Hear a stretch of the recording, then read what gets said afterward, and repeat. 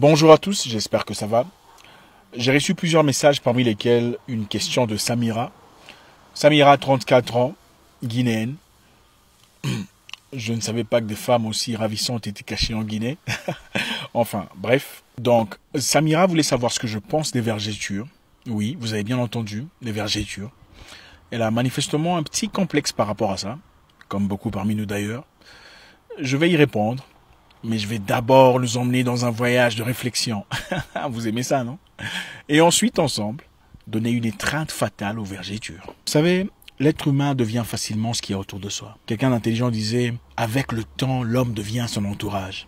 Et il avait raison. Ce que vous vivez comme réalité dans votre vie, paramétrages qui font votre quotidien, même involontairement, peu à peu deviennent une partie de vous. En français courant, je dirais, l'homme tire des éléments existentiels en ce à quoi il est exposé chaque jour. Avez-vous remarqué que les Ivoiriens ont un accent particulier aux Ivoiriens?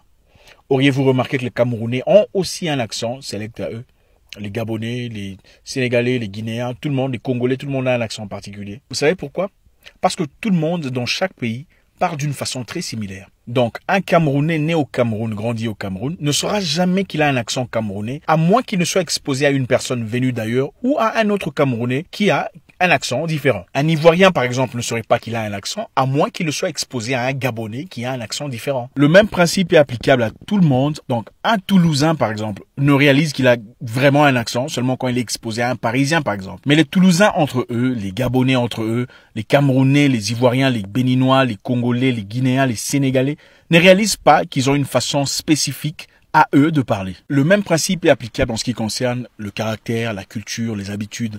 C'est vrai que tout le monde ne peut pas être identique, mais la plupart de personnes dans un endroit ont tendance à réagir d'une certaine façon particulière à eux. Et peu importe la nature de ce comportement ou ses habitudes, de cette culture, elle pourrait être très bonne à un standard international ou très mauvaise sans que ces personnes ne le réalisent. Je vous donne un exemple. Dans certains pays, par exemple, insulter, c'est normal. Les gens passent toute leur journée à insulter.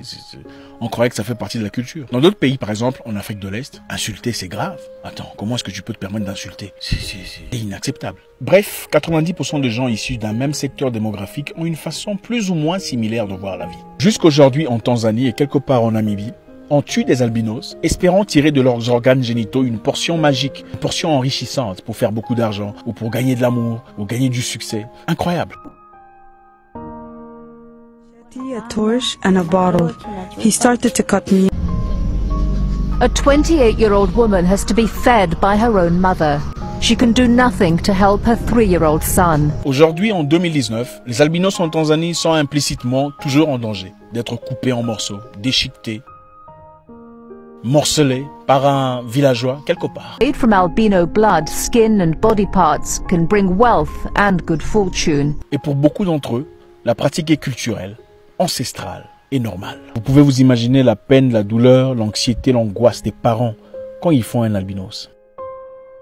Les enfants albinos sont ségrégés, écartés, hors de la communauté, en ostracie totale. Une pratique normale par des Noirs qui, en Occident, crient souvent au racisme. Dans le sud-est de Madagascar, à 450 km de Antananarivo, à Mananjari, avoir des jumeaux est une malédiction. Autrefois, on les tuait. Aujourd'hui, on les abandonne. Donc les parents font des bébés, jumeaux. Ils les abandonnent. Parce que la culture veut ainsi. La superstition, la peur du noir, de l'invisible, des choses peut-être inexistantes. Parce que la culture dans cette partie du pays le veut ainsi. Et c'est normal pour ce peuple-là. À cause de la peur, le mysticisme, l'ésotérisme, la superstition, beaucoup d'enfants et des parents sont victimes de ces pratiques. Pendant des siècles en Namibie, jusqu'à récemment, chaque adolescente âgée de 13 ou 14 ans, après avoir eu ses premières règles, devait passer une nuit dans le lit d'un vieillard du village, censé représenter la transition de l'enfance à la féminité. C'est leur culture, c'est normal chez eux. Une pratique qu'ils respectent depuis des siècles. Quoi de plus normal? Un standard pour la société. Personne n'y trouvait d'incohérence comme vous et moi maintenant, parce que tout le monde est né dans ces conditions. Il y avait donc un monsieur paresseux, spécifiquement choisi parmi les vieillards, dont le rôle était de déflorer ces jeunes filles. La partie la plus outrageante de l'histoire est que le monsieur, après être tombé malade et avoir fait une batterie de tests de sang, c'est là qu'on découvrit qu'il vivait avec le VIH. Ce n'est que récemment, clairement avec la modernité et l'intelligence qui vient avec, les autorités ont décidé de mettre fin à ces pratiques de Olufuko et Omangongo dans le nord du Namibie. Peu importe ce que vous observez comme culture ou comme tradition, un humain normal, en tout cas auréolé d'un quotient intellectuel plus ou moins normal, devrait être à mesure, de temps en temps, d'évaluer à l'aune d'un œil neutre sa propre culture. Moi, je pense, à mon humble avis, qu'une culture ou une tradition doit correspondre à l'ère dans laquelle on vit. Vous savez, même en Europe, les personnes accusées de sorcellerie étaient brûlées vifs. Et ce n'est pas pour prendre l'Europe en exemple, pour éviter toute forme de paternalisme. Nous avons chacun nos cultures. Mais 1782 fut la dernière année où la dernière personne fut exécutée pour sorcellerie en Europe. Il faut à un moment donné se regarder, s'observer et changer ce qu'il y a à changer. Et surtout ne pas toujours se laisser entraîner dans des tendances, dans des émotions, dans des choix qui viennent et partent. Beaucoup aujourd'hui vivent une vie sur base de ce que les voisins pensent, sur base d'un concept choisi par les autres, sur base de ce qui a été établi comme loi normale. Les choses changent selon les cultures et les gens ne s'en rendent pas compte. Vous savez, il y a longtemps, voir une fille vélue, une fille qui a des poils, n'était pas un problème. Et là, je parle de poils des membres, donc membres inférieurs et supérieurs. On en voyait beaucoup les filles vélues. Ça n'avait jamais été un problème, jamais un souci, jamais de stigmate. Je me souviens à très longtemps d'ailleurs entre garçons, les gens disaient « Ah, tu vois cette fille-là, elle est jolie, hein. Regarde, elle a les poils. » Je m'en souviens très bien. Mais aujourd'hui, les filles avec les poils, sur les poils aux jambes et tout ça, on n'en voit plus. Les femmes ont honte d'avoir les poils parce que quelqu'un leur a appris qu'avoir les poils, c'est mauvais. Qui vous a dit ça? Et puis, ce n'est pas pour défendre ces personnes. Je ne suis pas en train de dire que j'aime les filles qui ont les poils. Je n'ai jamais dit ça. Je suis simplement en train de dire de façon complètement neutre sur comment les choses changent dans nos communautés. Qui nous a appris qu'avoir les poils aux jambes ou aux bras, c'est mauvais? Qui a dit ça? C'est souvent la télé, n'est-ce pas? Les publicités. Je vais peut-être formuler ma question différemment. Les poils sur vos bras en tant que femme ou sur les jambes, ça vous fait quoi? C'est quoi le mal des poils sur vos membres? Il y a un problème avec ça? Moi, je ne vous cache pas. C'est à la télévision que j'ai appris que les femmes, c'est raser les jambes. Donc, c'est raser les poils des jambes. Je parle des membres, pas d'autre chose. C'est dans un film que j'ai vu une femme courir dans la salle de bain. C'est raser les jambes. Ah, il arrive, je dois me raser les jambes. J'étais pas... Enfin, j'étais... Qui nous a appris que la féminité, c'est se raser les jambes et avoir les cheveux lisses? Qui a dit que pour être une femme, il faut avoir des longues jambes et un corps spécifique? Vous savez, les faux cheveux, les cheveux lisses, les extensions, il n'y a pas que les Africains qui le font. En Europe, ça a commencé déjà dans les années 1800, où on coupait les cheveux des femmes comme on coupe les poils des moutons. Et je ne suis pas contre les faux cheveux, loin de là. C'est bien, vous êtes très jolie quand vous voulez... Enfin, oh, allez. Seulement, quand vous avez l'impression d'être moche, quand vous ne le mettez pas, alors là, ça devient un problème. Non, vous n'avez pas besoin d'extension pour être au point. Pour être une femme fatale. Pas du tout. Je répète, si vous vous trouvez moche sans vos faux cheveux, vous avez un problème psychologique. Ça veut dire que la culture ou l'environnement vous a progressivement dépouillé de votre amour propre. La chose la plus précieuse que vous pouvez avoir. Il y a certains pays, je ne dirai pas les noms pour éviter un scandale, où les filles n'ont presque jamais des faux cheveux. Et elles sont très belles. Et parmi vous, vous le savez. Elles sont très belles. En tout cas, quoi de plus beau qu'une personne qui reconnaît sa propre beauté? Donc sur 1000 femmes, vous en trouverez peut-être 7 qui ont de faux cheveux et des maquillages excessifs. Ce que j'essaie de dire est que vous êtes belle telle que vous êtes. Commencez à le reconnaître. Non, vous n'avez pas besoin de ressembler à Tyra Banks avec ses cheveux de blonde pour être belle. Vous savez, je ne suis pas petit. Et mon nez, il n'est pas petit non plus. Mais je suis un bel homme. Le choix de peut-être un nombre de femmes. Ce que tu donnes au monde de toi, c'est ce que le monde reçoit. L'impression que tu donnes au monde, la tenue que tu as, l'attitude que tu prends, c'est ce qui définit ce que tu es. Qui a dit que les vergetures étaient mauvais, hein?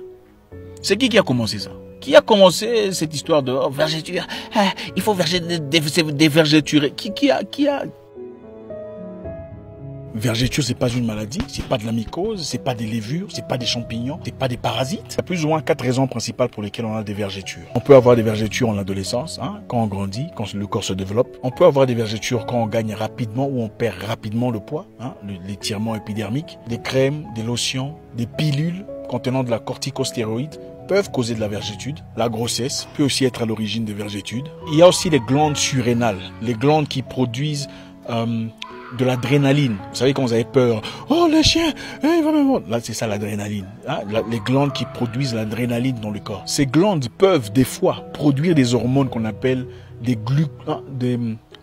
glucocorticoïdes. Donc l'excès de cette hormone dans le sang peut être à l'origine des vergetures. Une étude conduite l'année passée a démontré que les femmes noires ont dépensé 5 milliards de dollars en lotion seulement. Donc beauté, crème, 5 milliards de dollars. Et dans les 5 milliards, 2 milliards étaient pour des produits contre la vergeture. 5 milliards de dollars, c'est presque le budget annuel des quelques pays. Oui, on peut faire des routes, des écoles dans votre village, des hôpitaux. Pour faire fonctionner la grosse entreprise de vente de lotion de vergeture, il faut créer un complexe autour des vergetures. Vous savez, que serait un zèbre sans ses rayures? Et je ne pense pas qu'un homme intelligent, un homme mature, quitterait une femme bien parce qu'elle a des vergetures. Décomplexons-nous et surtout informons-nous.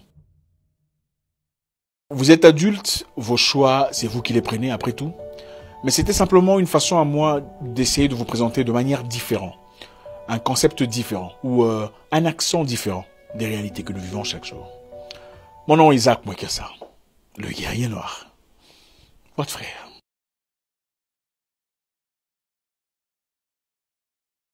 Avez-vous déjà entendu ou vu une vidéo par hasard où un couple est incapable de se détacher après avoir eu des rapports sexuels illicites? Il y a souvent des hommes et des femmes en train de sauter, de crier, hein? Scandale quoi. Et qu'est-ce qu'on dit souvent? Ah, c'est la sorcellerie qui les a bloqués. Hein? C'est le mari qui a fait le juju sur la femme. C'est de la sorcellerie, n'est-ce pas? Moment of pleasure ended up being a moment of agony and public shame in Kisii County, who are literally forced to carry the single man in their beddings. And with the harsh economic times. Non, ce n'est pas de la sorcellerie. C'est une condition rare qu'on appelle pinus captivus. C'est normal, ça peut arriver, comme des crampes, comme le vaginisme, contraction involontaire des muscles empêchant toute pénétration vaginale. Ça arrive. Ce n'est pas de la sorcellerie. C'est une condition qui peut aussi arriver aux mariés. Mari et femme légalement mariés, sans histoire derrière. Ça n'arrive pas seulement à l'homme qui a couché avec la femme d'autrui. C'est faux. C'est très rare, mais ça arrive. C'est documenté depuis 1870. Malheureusement, à tout ce que nous ne comprenons pas, nous attachons à la sorcellerie. C'est triste. J'ai récemment suivi une vidéo où une petite fille de 9 ans, après avoir développé des seins au Nigeria, a été emmenée à l'église. On a prié pour elle, on a crié sur, on a chassé les démons. Elle était passée à la télévision. C'est triste. Sous prétexte qu'il y a une sirène qui vit en elle. Voilà pourquoi elle a des seins. Incroyable. L'enfant traumatisé, incapable de partir à l'école, elle a fini par... Vous savez, si à 40 ans, vous avez la même connaissance que vous aviez à 20 ans, vous n'avez développé de connaissances que sur comment gérer un homme, comment garder un homme, comment bien se laver. Vous avez perdu 20 ans de votre vie. Ce qui est mauvais est mauvais, ce qui est bien est bien, mais n'allons pas à l'extrémisme. Ressourçons-nous, développons nos connaissances, apprenons à vivre une vie libre, soyons nous-mêmes. Changement de mentalité, conscientisation. Nous ne pouvons pas lutter pour une Afrique libre en ayant une mentalité du Moyen-Âge. Mon nom est Isaac Mwekesa, le guerrier noir, votre frère.